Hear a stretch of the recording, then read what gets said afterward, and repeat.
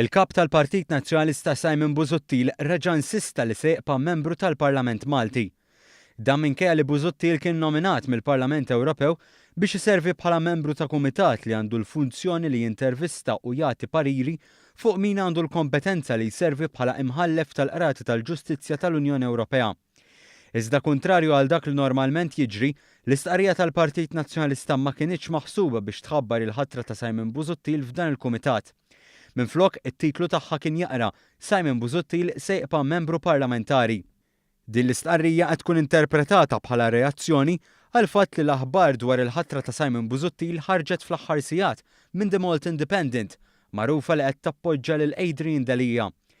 Adrian Delija m'għandux siġġu parlamentari u dawk li appoġġjawh fosthom id-deputat Mario Gallia qalu li la darba jinħatar kap ġdid Simon Busuttil għandu jwarrab.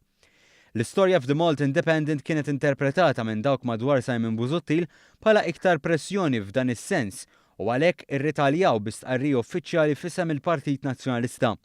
Il-Partit Nazzjonalista qal li l-Kumitat huwa kompost minn 7 membri magħżula minn fost il-pajjiżi tal-Unjoni Ewropea u jiltaqa' madwar 8 darbit fis-sena. Il-ħatra ta' Busuttil mistennija tidħol fis-seħħ minn Marzu tas-sena d-dieħla u ddum 4 snin u għad trid tiġi konfermata mill-plenarja tal-Parlament Ewropew.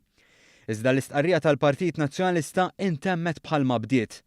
Il-Kumitat jiltaqa' biss għal ftit laqgħat fis-sena u għaldaqstant Dr. Busuttil se jibqa' jservi bħala membru tal-Parlament ta' Malta fejn il-ġlieda kontra l-korruzzjoni se tibqa' l-prijorità politika ewlenija tiegħu, qal il-Partit Nazzjonalista f'dikjarazzjoni ċara lejn dawk li jriduh iwarrab mill-grupp parlamentari.